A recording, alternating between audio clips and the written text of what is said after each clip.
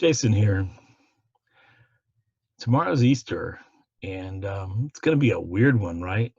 I mean, I don't know what your family usually does on Easter, but we've got one family gathering that we can't go to that our family's been doing for I don't know. It's my wife's family, and it was she can't remember when they didn't have an Easter gathering, um, so it's a little different.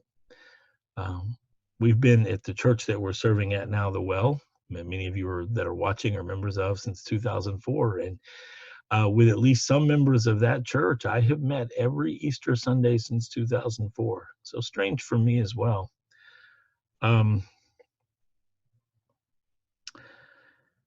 we're all of us having a hard time, and the waiting for things to get back to normal. Obviously, it's different for some people.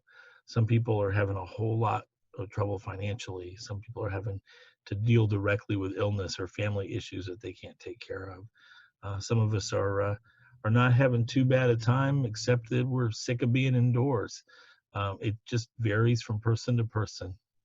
Um, but we're all waiting, and we're all sitting, and we're all being tested a little bit. And one of the tests for us church people is going to be this weekend, because you can sit and think about Easter, and we can celebrate it at home, and we can be aware of the resurrected Christ living within us without having to get together on Easter Sunday. Um, I would prefer to be together. I would prefer to meet and worship. I would prefer to look at my congregants in the face and be able to say to them, He is risen, and have them look at me and say, He is risen indeed. I will miss it. Um, but I will see my folks online tomorrow, and next year, hopefully, we'll be in a whole different situation. Um, so hang in there. This week's essay, this Saturday, this day's essay, written back in 2011 for Holy Week, um, is about waiting. And so I'll go on and read into it. This is the last Sunday I'll be reading for a little while. Anything I put out in the next couple of weeks will be a little more live and organic. So we'll see how that goes. But hey, I hope you've been listening and enjoying these things and getting something out of them. God bless you. Scriptures, as always, will be down in the description below. Passion Week, Saturday. Waiting in the dark. Loss. Disillusion. Dissolution. The writers of the gospel don't spend ink telling us how they felt on Saturday. It was the Sabbath, and nothing could be done. The broken believers retired to their places of refuge and spent the day in grief and despair, waiting for the next day, waiting for the next breath, waiting for a sign to tell them what to do. Oh, tears must have fallen in floods. The continual cycles of mutually shared grief and comfort must have moved repeatedly through that small company like storm clouds on a windy day.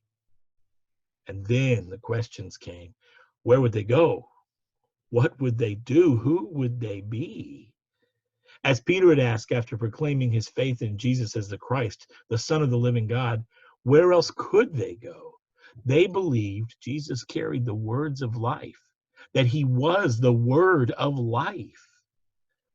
It had been 3 years since they left everything to follow him, jobs, families, homes, everything. And now, Jesus had asked on the cross, Eli, Eli, lama sabachthani, my God, why have you forsaken me? The 11 and all the believers with them must have felt that very question right to their bones. We often find ourselves in the same place. We invest so much of our lives in the things that are passing or imperfect or both, and when they pass away or let us down, we're at a loss. A man pursues a career. He works at it his whole life, and then one day the economy falls to pieces, or the company downsizes, or he gets crossed up with the wrong manager, and hey, presto, it's gone.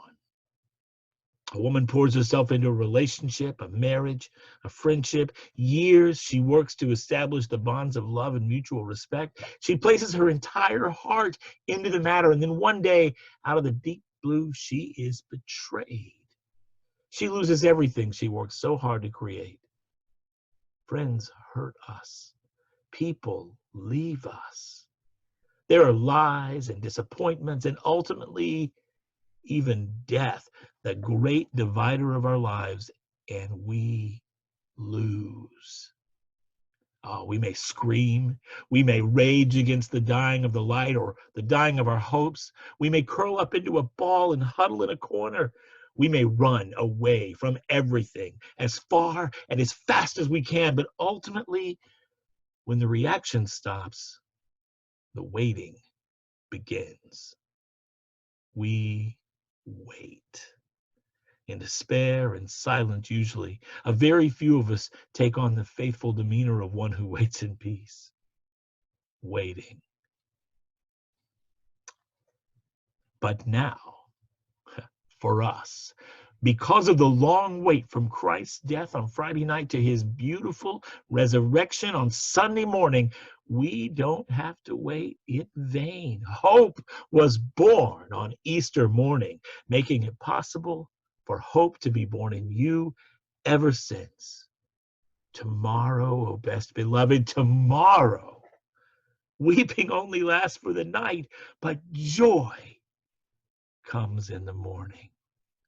I hope you have a happy and blessed Easter tomorrow. He is risen. God bless you.